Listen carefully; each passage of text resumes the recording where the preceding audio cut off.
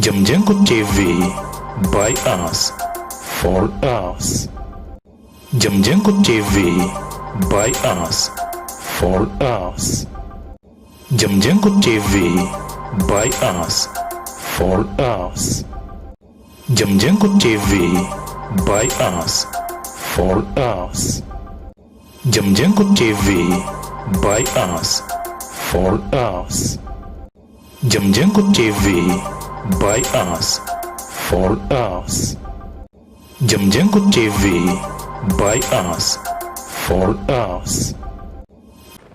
Hello everyone, this is Jamjengo TV and my name is Gordon Oliech. And today I have in studio two guests and we are going to talk about agri-business. We all know agriculture is this, agricultural sector is the backbone of our country.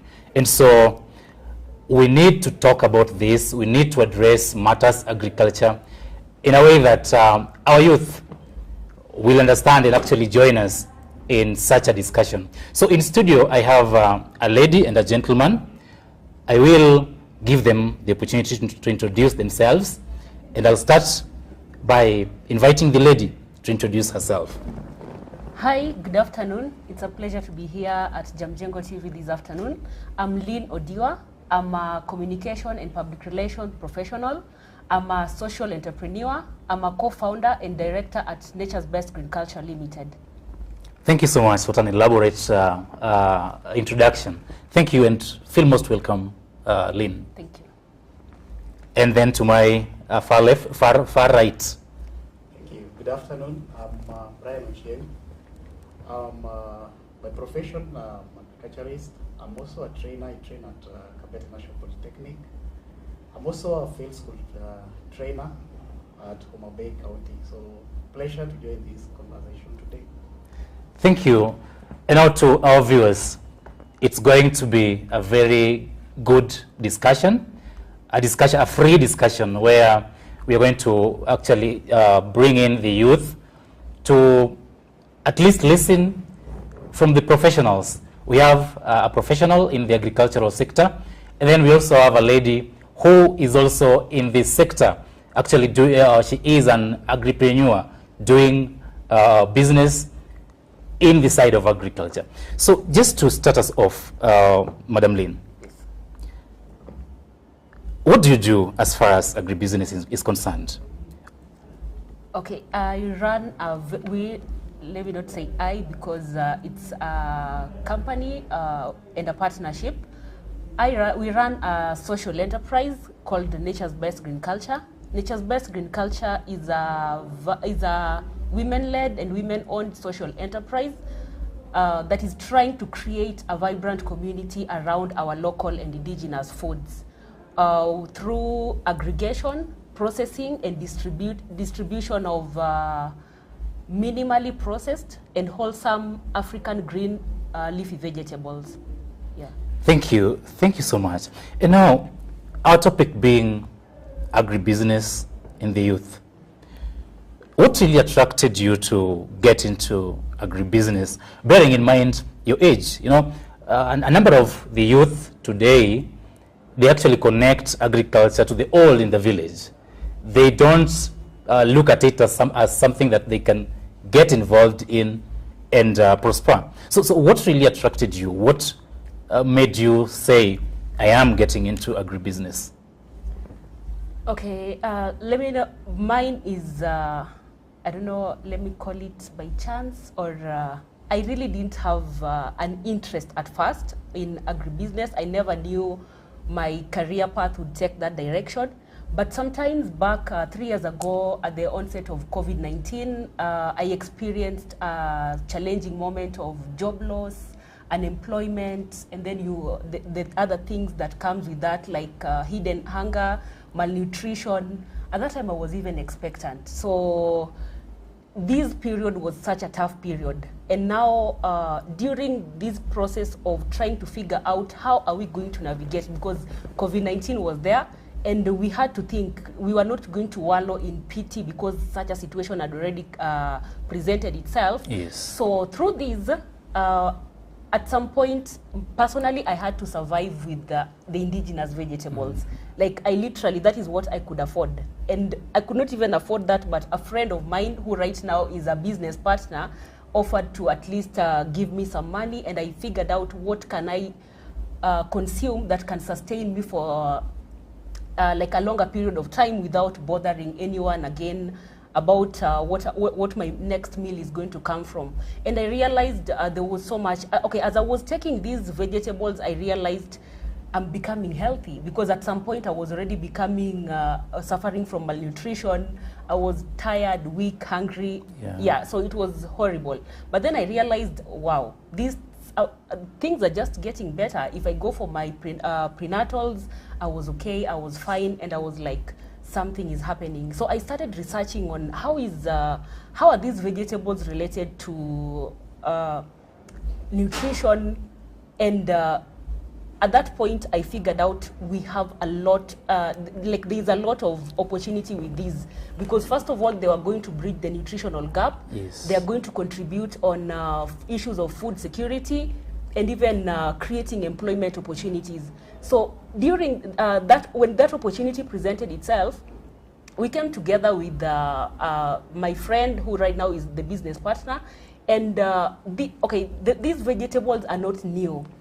They're things that we've had. We've been eating these the managus, the sagas over time, even back in the village.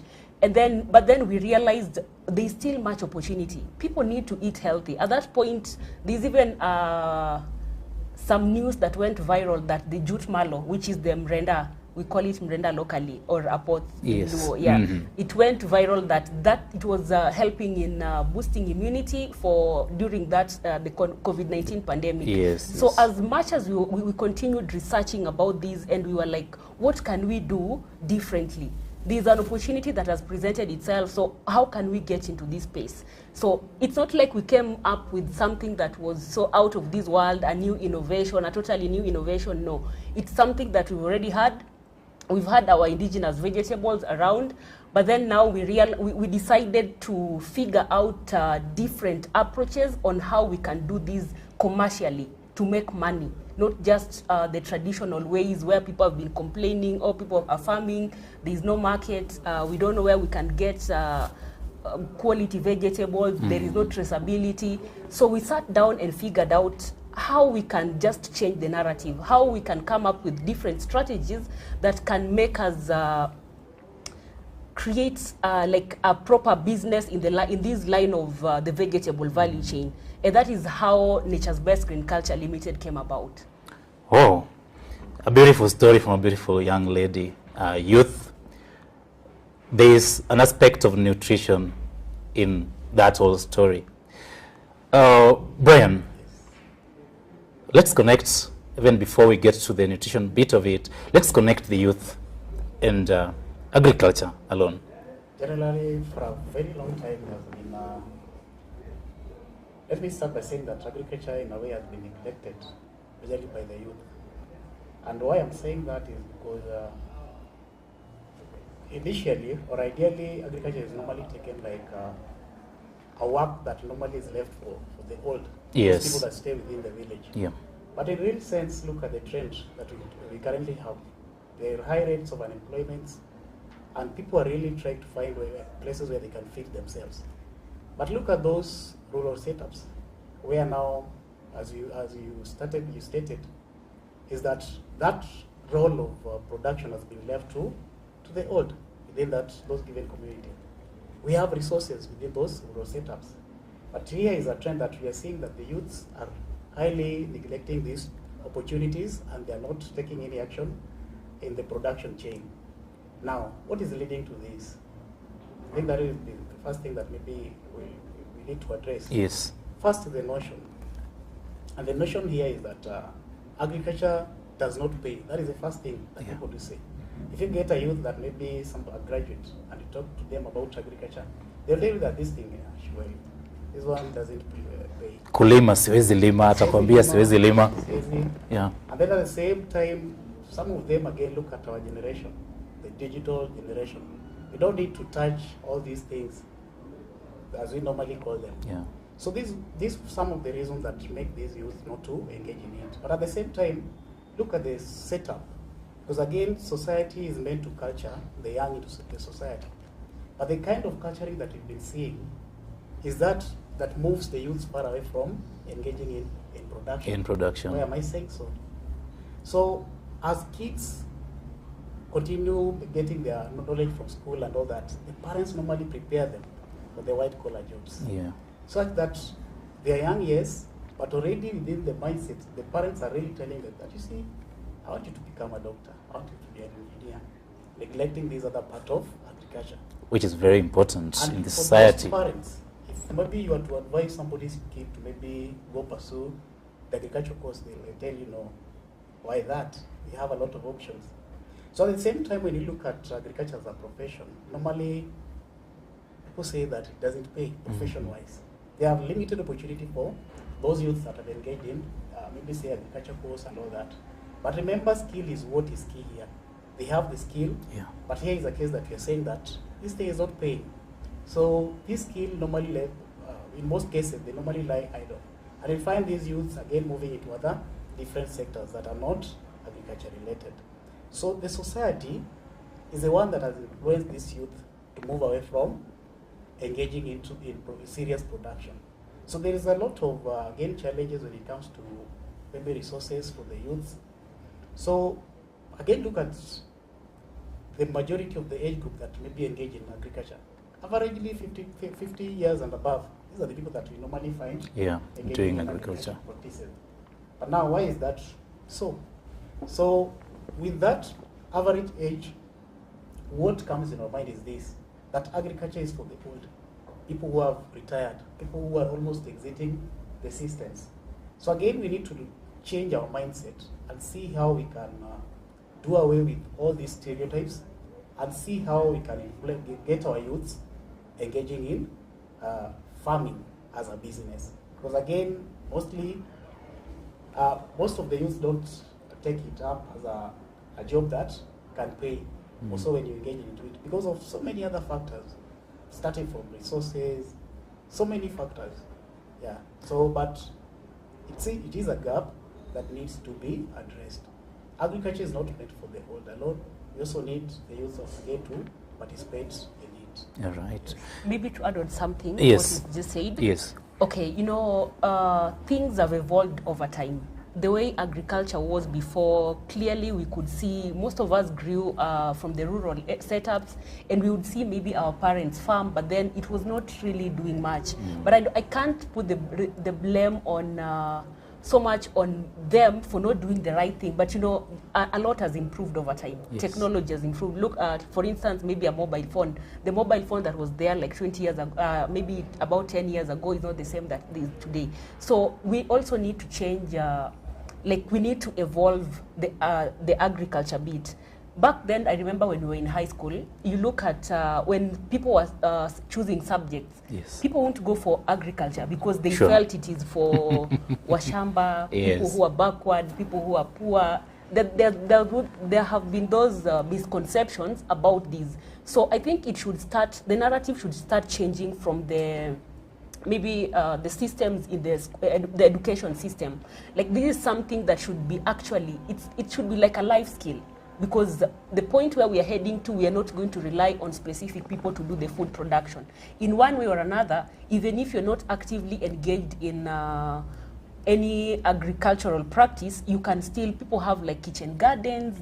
There are ways that we need to train the young ones just from the very beginning to see the potential of the potential that is there in the agricultural space, so that potential can be harnessed right from the beginning. So it's not difficult when now you get out there looking at it strangely. It's something that has been incorporated over time, and it's easy now to work or curate something towards maybe the specific line of agribusiness you would want to venture in.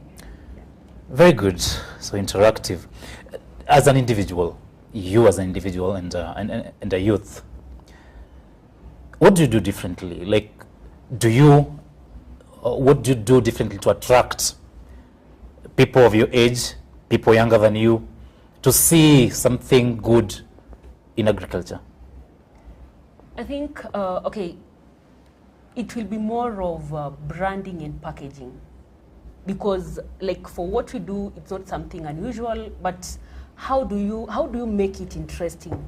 How do you make the packaging, like a young person can look at this and they get that interest to Yes. even now like inquire more, to be curious about what is there.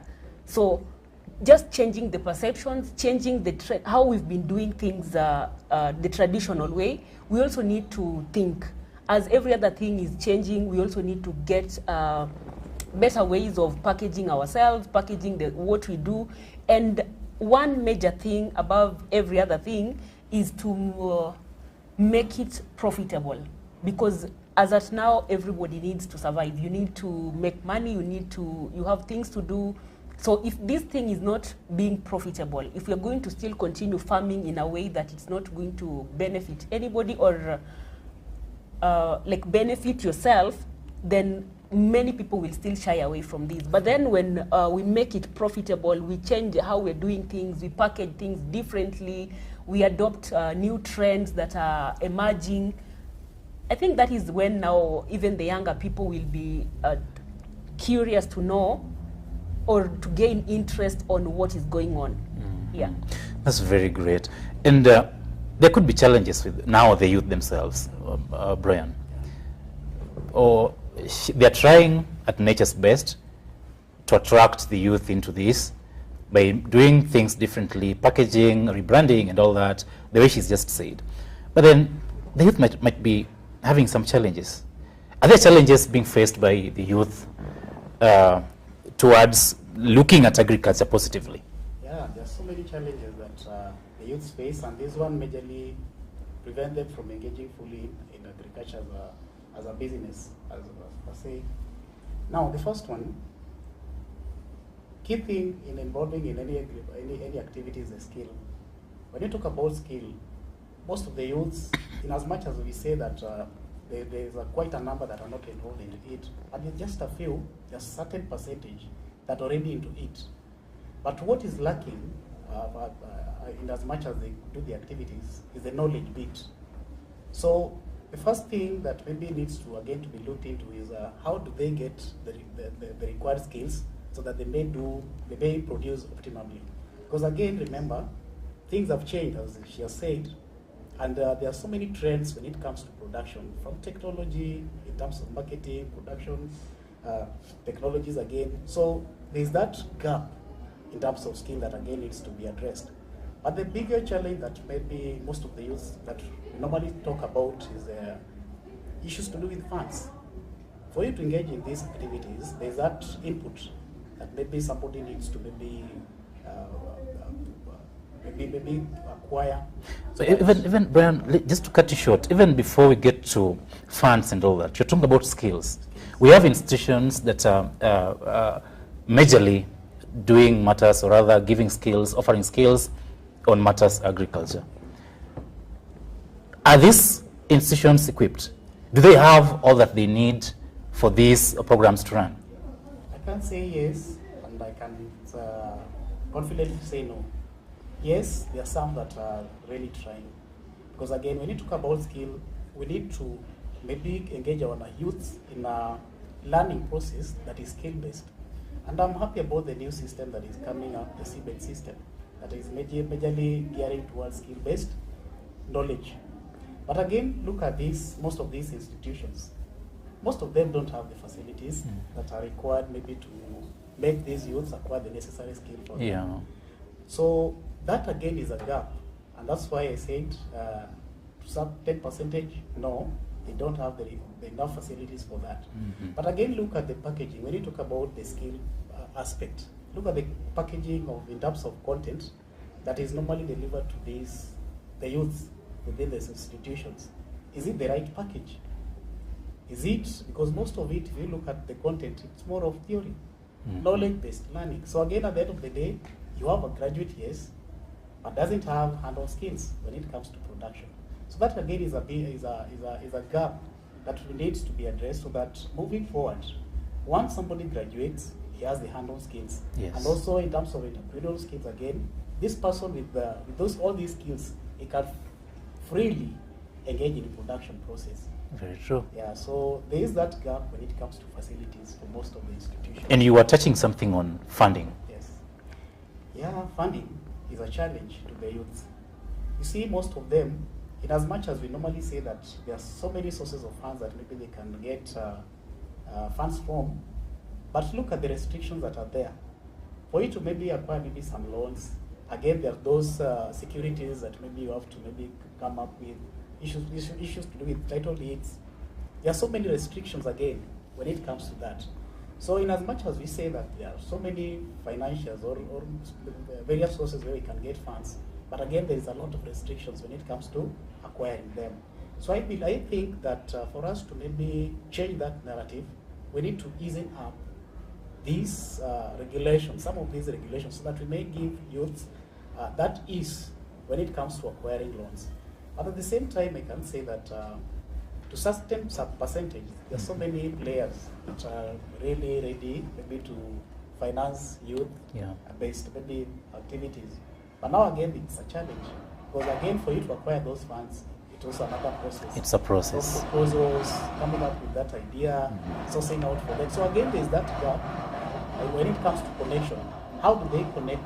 How do they get connected with these financials that are available to maybe see that those activities are implemented? So again, we need to, when it comes to the finance challenge, we need to link the youth with various stakeholders that are there, so that we may be able to narrow down that, to sort out that issue of funding. True. Have something to say about funding? Yes. Okay, on the matter of funding, and just as you maybe as you echo on that, I also wanted you to connect this amidst all these challenges.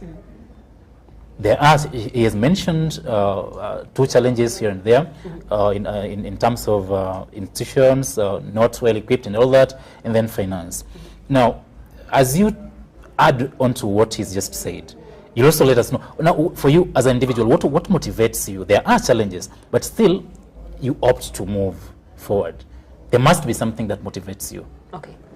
So first, about the funding issue, I think that is a very thin line that we also need to elaborate on, because it's dangerous for somebody to give you money and you have no idea how you're going to, how you're going to make something good out of this money. That money, yes. Yeah, because sometimes as youths we get excited. Okay, there are opportunities. I don't know. There are several organizations, other private players, maybe government institutions that are supporting, that are giving out funds. But are you just going to give out fund to what is this person going to do? Is this young person already equipped, maybe with some knowledge, to understand that if I get this money, this is what I'm going to do with it? Because most of the time, in this business, we've tried accessing maybe some of the funds and such kind of support, but then you realize at some point you get anxious. I would like to get maybe help in this. I would like maybe some funds to push this forward.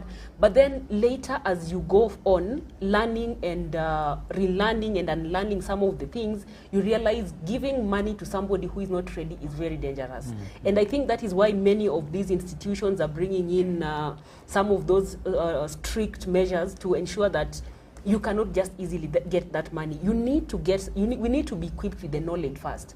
You need to know, if I get this money, already this is where I'm focusing, this is what I'm thinking. We've had cases where you approach maybe some of these institutions and they tell you, okay, right now this is so strict because initially we used to give youths money. We tell them maybe organize yourself in groups, maybe in the rural as the CBOs, then come together, and if you can do something, we will give you money. And some of them tell you, there's a government institution we spoke to sometimes, and they were like, we gave youth money, most of them ate this money. Nothing came, there's no results. You cannot tell where this money went to. So these are things that we also need to be real with ourselves as the youth. As you're looking for this money, are you really serious? Do you know what you're going to do with it, or you're just looking for it from the hype of I can do, like, I have a business idea, I need to do this. For me, I think the narrative should change. As we're gathering this knowledge right from our schools, institutions, even outside, there are a lot of mentorship, capacity building sessions that you can just go and learn on what to do. So the moment you already realize, you've done your research, you've already known what area of, because agriculture is, it's vast. Very. Which line exactly do I want to get into? Is it production? Is it processing? Is it distribution? Is it maybe coming up with technologies to help farmers, to help different players in these in the agricultural value chain? So the moment we do, the focus should be so much on the knowledge. Build your capacity, know exactly what you do. Start something, let it be visible, let it be there, let it be seen. As you're doing that, you're learning. There's some things maybe you would have not gotten right. So you're not, if you start small, you figure out things bit by bit, you learn. Some of, maybe one of the direction you'd already taken, you realize if I go this direction, it's going to mess up. But if you're given money, you're going to go big.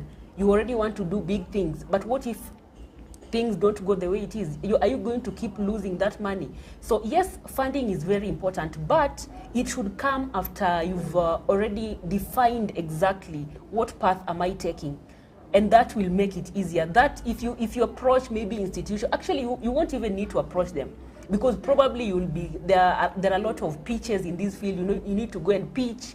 Right now we are talking about sustainability, things that are affecting ways we can mitigate climate change issues, creating impact, environmental impact, social impact. So most of these organizations, you'd realize, most of them are for them to fund maybe your venture, different organizations are looking for different things. Maybe this one is looking for a venture that is high on environmental impact, social impact, food sustainability.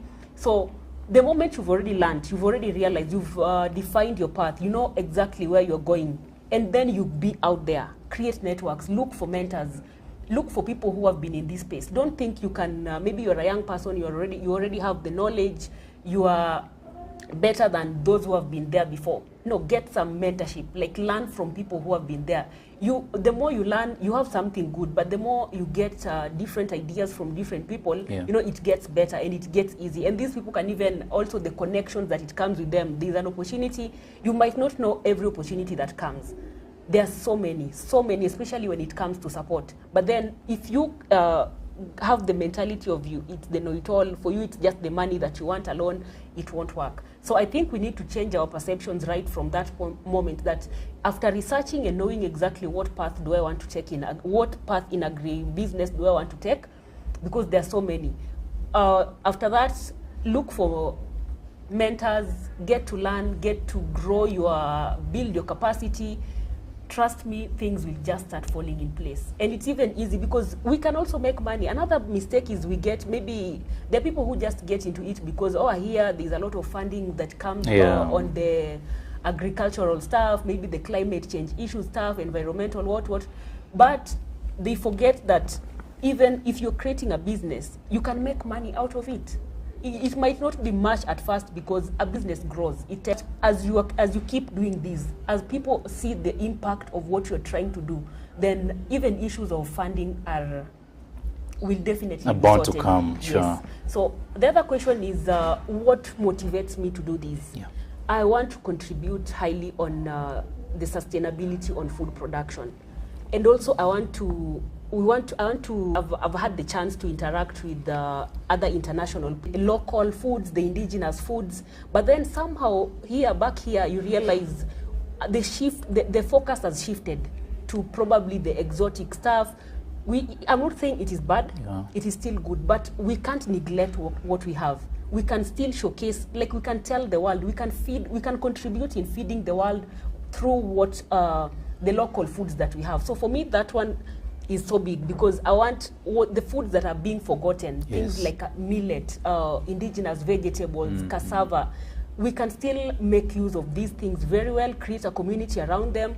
We can, for example, for us, we work with farmers. We don't do the farming directly, but because we know there are smallholder farmers in the rural, especially women. That is our main focus, especially women. Now, we collaborate with them through cultivation, and while doing this, we create markets for them.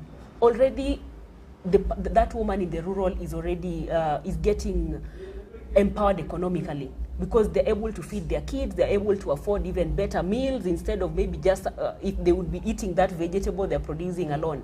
So creating these markets for them is such a big thing. So the more we grow, the more we're able to our products. We know a farmer somewhere in the village is already growing. Another thing is the social impact bit. Yeah. Nature's Best has created employment opportunities for over cumulatively about 65 women from Mukuru-Kayaba slums. Wonderful. And it is my joy to see these women, like some of them, when we started working with them, you could see they were miserable. They would not survive. Some of them would even come with their kids. Yeah. The kids are malnourished. Like, it's tough. You know how the life in the slums can be. But then now, as you are creating these job opportunities for them, they're able to get something. They're able to earn. They're able to sustain their families. Like, life is literally changing, and there is nothing that gives me joy as that. As the little contribution, I cannot do much. Not even the government can create employment for everyone, but the little contribution that you make, changing somebody's life, I think that is something that also motivates me. Sure. And again, just trying to change the face of agriculture, change the face of agribusiness. Like, we can make money out of it. We can show people by example there is something that is going on. It is not just a narrative. It's not on the books. They can see, we interact with the other young people on social media, they see us where we go. So it's something they can relate with. So I think that is something that motivates me to keep going. Yeah. Thank you so much. We're taking our first break, and when we get back, Brian will talk to us about value addition bit of agriculture. I come from an area where viazi tamu, sweet potatoes, is largely produced, and that is Kabondo, Kasipul. So way back, someone came and said, this viazi, we can use it to make some bread. When we were growing up, we only knew that viazi ni ya kutengeneza asubuhi, ya kukunywa nayo chai. But then someone came and brought an idea that we could get a lot from sweet potatoes. We'll talk about value addition agriculture right after the break. Jamjengo TV, by us, for us. Thank you everyone, and welcome back to this show. And of course, the show is sponsored by the Ngong Hills Hotel. For all your conference needs, Ngong Hills Hotels has the best in terms of facility and all the conference needs. So just call Ngong Hills Hotel and make your bookings for your conference. Back to our discussion. Brian, we want to get back to you, and you're supposed to tell us about value addition.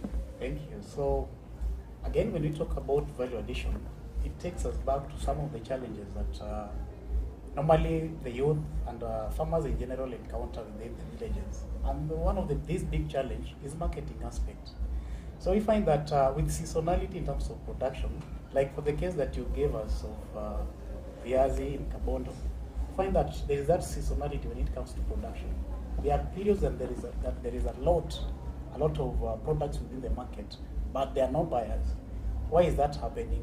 Because again, when it comes to planning in terms of farming, we need to again be smart. Being smart is knowing when the product is needed in the market. But again, look at our production system. We majorly rely on rain-fed systems. Because again, when it comes to these other technology, most of the farmers are not in a position to maybe acquire them. So again, that is what maybe has led to maybe there being more products within a given season, and then there is also a given period that there is a lapse. You will not find products within the market. But now, how do we address this challenge? Because again, it's something that has led to maybe most of the farmers quitting. Because again, they'll tell you, yes, there's no market, I produced. Yes, you can see that he has a history of that production record. But again, he's not willing to maybe continue pursuing this production process. Now, value addition, when we talk about value addition, this is just one of the strategies that farmers need maybe to adopt, so that maybe one, they enhance the product appearance. And why are we enhancing product appearance? Because our consumers here, we are targeting a market. Yeah. So within this market, these products needs to be transformed to various, let's say, shapes. In terms of the appearance, we need to enhance their outlook, so that when it gets to the marketing level, the farmers, maybe the buyers, but then most of them get attracted to maybe the appearance of most of the goods. And when you talk about the appearance, is it in terms of color? Is it in terms of the cleanliness of these products? Yeah. How are they packaged? So again, this value addition again, is that other aspect again, far from maybe appearance, that entails processing various products from some of the goods, the products that we produce from the farm. Now, for the case of maybe viazi, and also for the case that is within that region, Kabondo, Yeah. and also when you come to TC again, there's also that another challenge. When it comes to bananas, there are times that they produce a lot. And then there's also another challenge when it comes to cassava and very many other products, not excluding milk. Milk again is another product that maybe farmers normally encounter a loss because of how they handle the marketing aspect. So now, when you talk about transforming these products into other newer products again, we need to maybe look at our marketing strategy again. When it comes to maybe transforming these products, which products do the market or do the consumers prefer most? For example, when you talk about, let's say, for the case of cassava, is it in terms of flour? Is the flour that these people need? Do they need the crisps part? So again, with that in mind, when farmers maybe check on that well, it's so much easier for them to tap a given market based on maybe the preference and the kind of maybe clans that maybe they are targeting for that case. Now, another aspect of maybe looking at value addition is in terms of their shelf life. Now, when we talk about shelf life is the ability of these products to maybe last longer within the shelf. Look at it for the cases of maybe tomatoes, we have other products like milk. They normally expire after given a very short period of time. Yeah. So again, maybe to address the issue of seasonality again, because again, that is also another challenge, farmers need to value add their products, process them into other products, so that at the end of the day, when there is period of, because I talked about seasonality, when there is period of maybe laxity, there's no products within the market. Again, we have those other products that were processed and ready to maybe meet that other target market. Because again, demand and supply is another thing that maybe we need to that fluctuation check on highly. So value addition, I think, in as much as people talk about it, we normally tend to perceive it as entailing a lot of work, but in real sense, no. It doesn't involve a lot of technologies. It doesn't require a lot of technologies for us to do that. Just simple things, all the way from handling. So that at the end of the day, we are looking at two things here. The consumer part, because again, with the consumer, we are addressing the nutrition aspect. Yeah. Yes. Because for certain products, some of them normally lack certain nutrient content that maybe the consumers prefer, maybe based on maybe their age group and all that. So again, when you talk about value addition again, there is a lot that we can do so that we may enhance the nutritional value of these products that we have, that we normally produce from the farm. So nutritional value can be in form of maybe, is it the flavor, is it maybe a mineral that we need to add, is it a protein that is missing, is it a vitamin that we need to add on, so that at the end of the day, when our client consume them, at least they can relate them and say, you see, this is a product that I now need on my table, as preferred to the original product that we had. For the case of, you gave an example of sweet potatoes. Yes. Okay, sweet potato is also another perishable product. Yeah. But again, farmers need to handle it with a lot of care. And some of the products that maybe you can get from sweet potato, we have the bread. And also for the case of bananas, again, we can get bread from it, bread, grapes, and all that. So again, we need to look at this agriculture sector, not just as a way of just doing things, but we need to look at it in terms of long-term gains, not short terms. Because when you talk about short term, as she said, mostly the youths normally run into farming so that they may acquire the profits that maybe they have seen out of somebody, maybe just one person doing it. But again, when they get there and everybody is there, there's a lot of products being produced. So again, we need to look at value addition in terms of enhancing sustainability when it comes to production. Yes. Okay, maybe I can add on something there. Yes, yes. You know, like research says a third of food that is produced is wasted before it gets to the table. So, and why is this? Because most of the time there is the post-harvest losses. Farmers are not taught on how to manage their harvest. After harvesting, how do I handle the produce? What do we do? And actually that is where now even the value addition comes in. Because for example, the products, the vegetables we handle, you know, the vegetables are produced, but then they cannot stay like two or 3 days. Actually, if it gets to the next day, you can see how it has started, it's malnourished, Yeah. it looks very funny. Yeah, but then we can teach farmers on different ways. Some farmers might not really engage that, but you know, when you teach people, either you can offer support in terms of maybe equipment, machinery.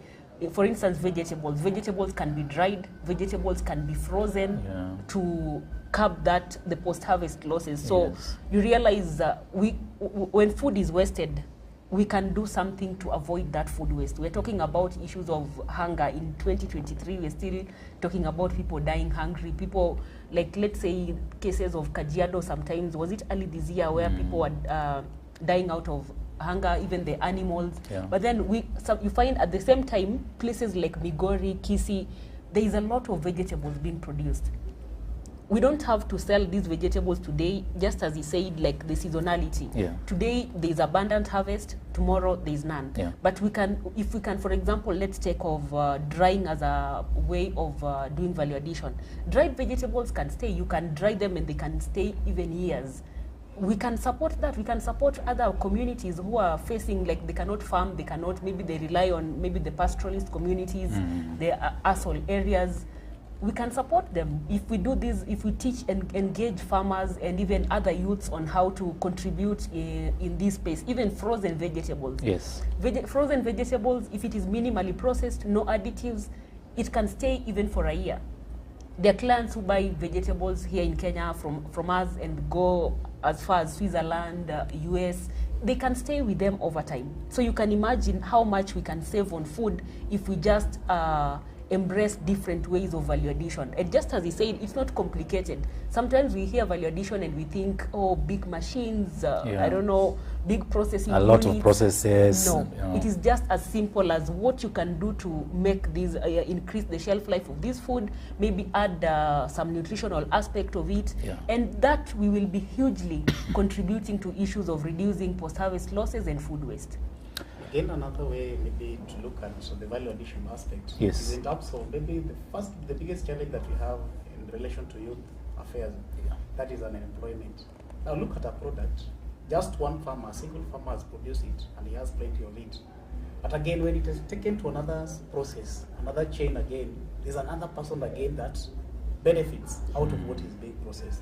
So I believe that with value addition, we can have a lot of employment, job creation within that sector. For the youth. From farm, again, product processing part, the marketing bit, again, as we'll see, we'll talk about, we'll see a lot of people being employed along that chain. So value addition is, I think it's the way to go. Also for us, maybe if we talk about sustainable farming, that is the way to go. Value addition, value addition. Exactly. Because again, there's a song that we should sing to all farmers out there. And we need to be more innovative. Because just one product can come up with different various products. So the moment we start looking out of the box, we try being innovative as much as possible, and then we see different ways of how we can.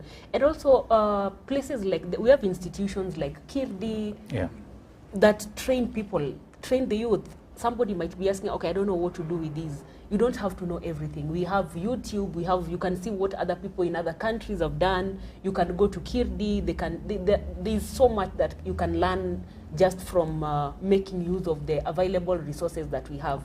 But then we need to focus more on the value addition, because that is just the way to go. Very important. Still on you, Lynn. how ready is the market? For example, for the products that you now at Nature's Best produce, how ready is the market? And now, can you connect this to technology? How is technology aiding us and most of the youth in marketing? Okay. I think there is market readiness. We are market ready with our produce because first of all, we've done the research. We've known where the gap is because before you also get to the market, even if we're talking about value addition, our Nature's Best is built basically, the production bit is on value addition. So you look at what is your product tailored to serve the consumers? Is it something that the consumers need? Is there a gap of it? Because sometimes you might get into doing something, but there's no gap that you're feeling. But if there is a gap, you've already done the research, you've understood the market trends, what you need to develop on. I think for us, we are market ready with our products because you look at Nairobi and maybe other communities around the urban and the peri-urban communities, like do people have, there is vegetable, yes, I'll talk more on vegetables because that is one of our major value chain. You talk about vegetables. Somebody, let's say Anne is working, Anne is very busy, needs to get their vegetables, but Anne doesn't have the time. You are working Monday to Friday. You don't have the time to go and look for vegetables. We have markets, yes. We have traditional markets. You can go to places like Mudhurwa, but are you also sure where this vegetable is coming from? Are you sure? Is there traceability aspect in this? Are you just eating, consuming? People are adopting healthier alternate meal options, but do you know where it is coming from? So I think that is one thing that we've done that research, and we've ensured like our products, besides being healthy, besides being affordable, and also we are so big on convenience. We want to let these people who want to eat healthy, but they don't have the time. People are so busy. Some households rarely even see each other, but then they also need to eat healthy. So we've tailored our products to meet the need of convenience aspect, also traceability. You can trace our products from where, even if today you want to know where the vegetable that I'm eating, where does it come from? We can take you to the farmers, it is healthy, it is organic. And I think by doing that, we've already known what market are we targeting exactly. Somebody who wants to know where the vegetable comes from, the traceability aspect, somebody who want convenience, who want nutritious meal options. So we've tailored our products to meet those kind of people. So I think the market is there. Yeah.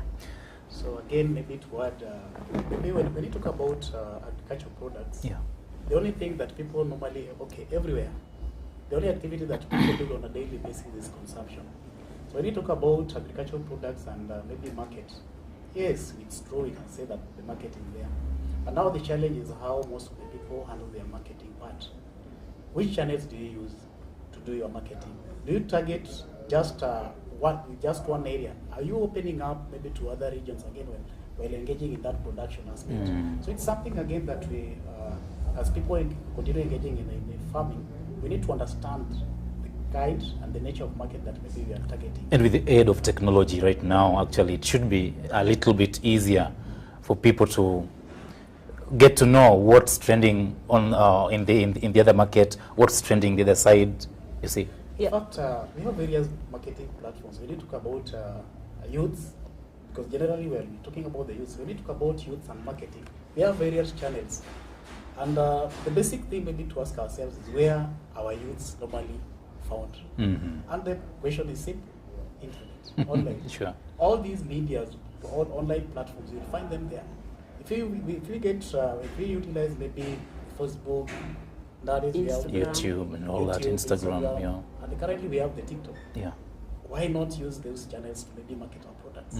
Because that is where most of our consumers are. Yes. So marketing is well handled.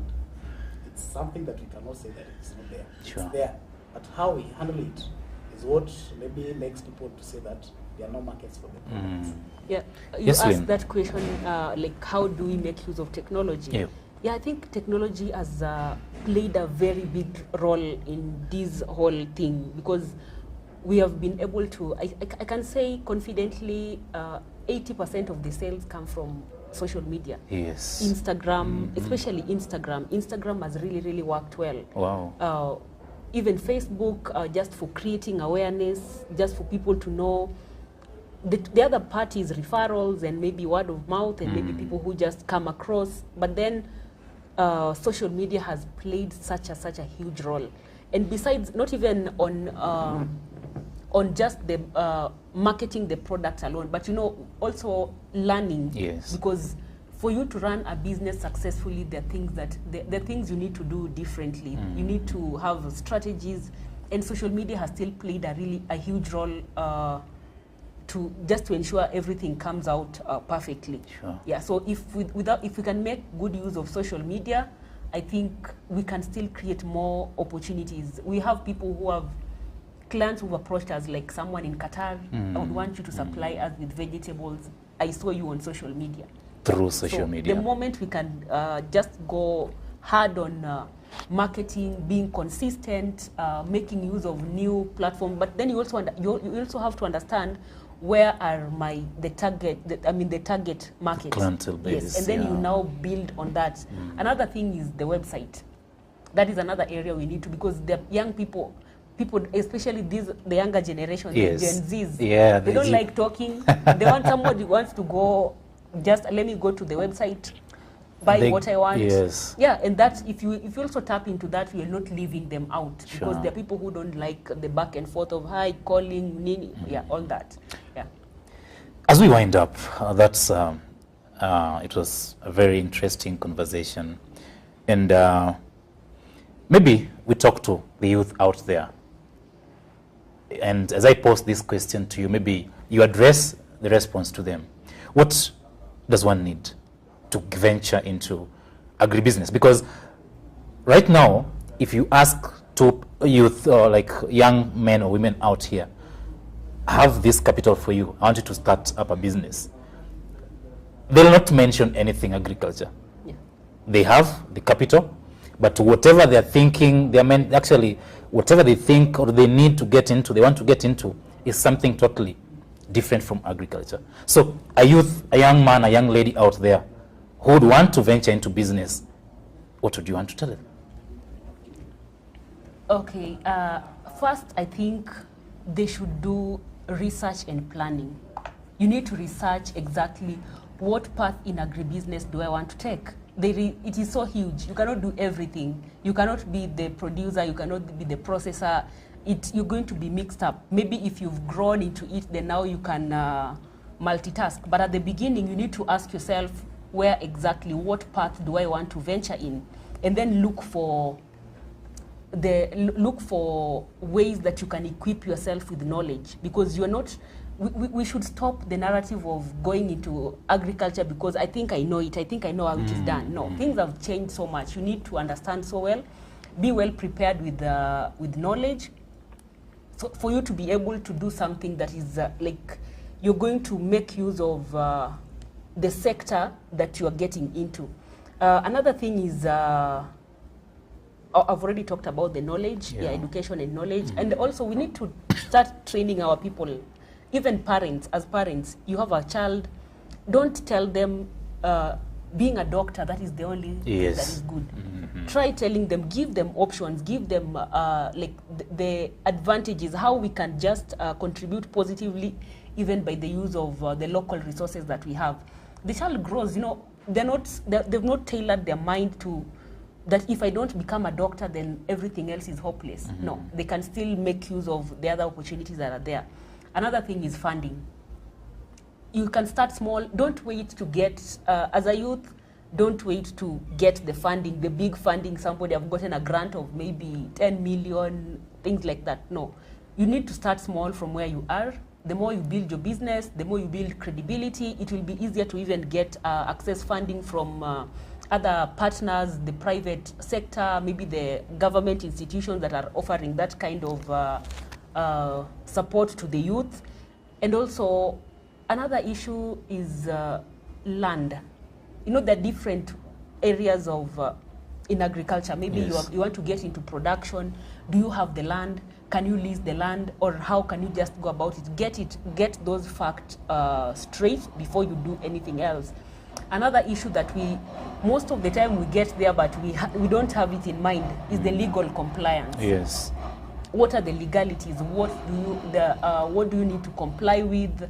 There are so many things. If you look across, agriculture may not sound like it, but if you get inside there, that is when you really realize there is so much that I need to comply with. So don't forget on or assume the legal compliance bit. You need to be updated. You need to know what are the certifications that I need to have, what are the legalities that I need to adhere with. Yeah, I think, and then you also need to be ready to adapt to new trends. Yeah. Don't be rigid in your mind Yes. that this is just what I'm going to do. You learn over time. You get the more you open yourself to learning, you will get better. You will get to even do whatever you are doing even better. Sometimes you even realize you start with these, and then along the line you've learned a lot of things have changed. You get yourself in a totally different direction, which is okay. So we have to also be very open to learning, be open to receiving mentorship from the people who have gone before us. Let us not ignore their contribution, because it is really very important. Yeah. Thank you. Very beautiful remarks there from a young individual who is encouraging others out there to also venture into agribusiness. Brian, your last remarks to that youth out there who would want, for example, maybe to get into business. They have capital, or they are looking for capital, but once they get the capital, they don't think agriculture. Now, thank you. The first thing that maybe I'll let them know is this: farming starts with, it's a matter of the heart. When you invest in it, and maybe you don't have any kind of attachment with what you're doing, you're normally not going to do it for long. Passion. What if something happens along the way? Are you going to quit? I remember in this process, only those, we normally say within the jungles, that only the strong do survive. So in this case, before you engage in maybe farming or any business activity, consider, do some check in terms of you yourself, evaluate yourself. Are you in it because of just the monetary part, or there's something more that maybe you need, maybe you intend to acquire more from it? So again, while doing that, or while having that aspiration to maybe involve in it, again, watch out. Try to look at various people that are involved within that production chain. Visit farms. Visit people that are doing almost the same thing that maybe you intend maybe to invest in. So that at the end of the day, when you get ready or when you join that venture, you have that clue on what needs to be done, at what time. And at the same time, you'll be able to know maybe some of the challenges that maybe most likely you are going to encounter along that chain. So again, the last thing that maybe I'd like to tell you is this: agriculture pays. And it only pays when you do it well. Do a lot of research, because as a farmer or as an agripreneur, it entails a lot. You are a farmer at the same time, you do a lot of lobbying at the same time, you're a politician at the same time, because again, if you don't get it right in terms of policy, and that is the politics part, lobby out so that some of those policies that maybe you feel like needs to be looked at, addressed, speak out. Have various platforms like the one that we have now. Let's have various platforms and let's talk about agribusiness. And as I wind up, I'll just repeat again that it pays. And it only pays when you do it The right way. So by doing it the right way, get somebody to help you walk along that production chain. And you'll really get returns out of it. Yeah. Thank you. Thank you so much, lady and gentlemen. And now, Lynn here is a co-founder of Nature's Best.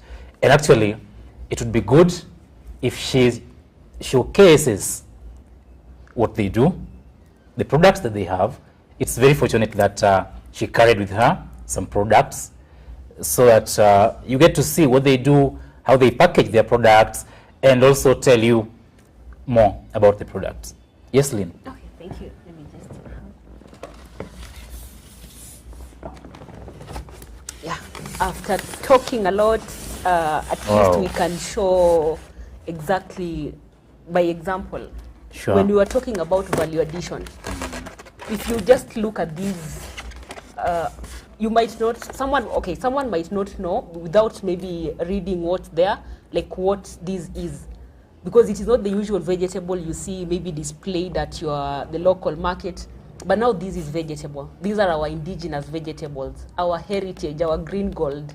Yeah. So we have done this to make sure prolonging the shelf life. This vegetable, the way it is, can even go up to a year. Wow. Yes. So instead of having, if that vegetable is not consumed on that very day after production, then it goes bad, we can do this. We've already packaged it nicely. Anybody who desire to eat healthy, you're busy, you have no time of going to the market, bachelors, you have nobody to help you around, you can call Nature's Best. We're just a call away. Yeah. And to my guys now, wale watu wa pizza, now take your phone. If you need to order for a pizza, please, today, tomorrow, any other day, change. Order this. Yeah, and this, we have variety. It's not just one. Like, for example, this is managu. We have like saga, terere, kunde, mrenda. We even have mixtures for people who love, there's a way you can play around with the mixtures to just make it also nice and enticing. So we have almost 9 variety of vegetables. So anytime you desire to eat healthy, you're tired of the normal sukuma wiki or spinach or cabbage, we're just a call away. Get this. She'll give us the contacts so that we promote this young lady in agribusiness. Yes, we also have another product that it is common. It is we all know it. It's the omena, very nutritious. When you're talking about bridging the nutritional gap, let us not think of just the exotic things, maybe or things that look expensive. But we can use the local. These are our local products. These are our foods, the local foods, and they're very nutritious. So we've packaged it nicely. These are already deep fried, so you can get it, you can snack on it, even if you're in the office, you can take it and just like 2 minutes, 3 minutes, you've already done, your food is ready. Also, we have the honey. This is pure organic honey from Nature's Best. Yeah. Wow. So, and not only these products, we also have other products because as we said earlier, we are high on convenience. We want you to consume healthy food but conveniently. We package things like githeri, variety of beans. Beans is a very good source of proteins. So we have variety of pre-cooked beans, pre-cooked githeri, like it's already packaged. Whenever you want, you just call our number, your food will be there in minutes, literally in minutes. And you're able to eat conveniently, healthy conveniently. So also another thing I would like to say is the moment we create, the more we can distribute these, the more we create market opportunities for Nature's Best. We are supporting livelihoods. We are supporting farmers, the rural smallholder farmers who are our mothers, grandmothers, aunties back in the village. And you're also contributing to creating even employment opportunities for other women who are helping, who we are collaborating with to produce these vegetables, and these are all other products. Very interesting. Now you can give our viewers your contacts so that whoever, for me, I'm going to have this. Having this, yes, after the show. Yes. This is mine already. Nice. Now to you out there who maybe would want to have a product from Nature's Best, get the contacts. Yeah, you can find us on social media, on Facebook. We are Nature's Best Green Culture. We are on Instagram as Nature's Best Green Culture as well. On Twitter, on LinkedIn. Our website is coming up very soon. If you're the website kind of people, we are getting ready for you very soon. Also, our contact is 0794 478 121. You can call us, you can text us, you can send us a message on WhatsApp, and we'll be glad to attend to you. Give them the number again. Okay, the number is 0794 478 121. Call that number. Mtu wa pizza. Leo wachana na pizza, kesho wachana na pizza. Stop junk. Nunua kienyeji hapa, kula, ufurahie utamu wa chakula. Thank you so much, ladies and gentlemen, once again. It's been a very interactive show. And I'm looking forward to having you again and again as we talk about agribusiness and connect it to the youth. Thank you so much. Thank you. Jamjengo TV, by us, for us. Jamjengo TV, by us, for us.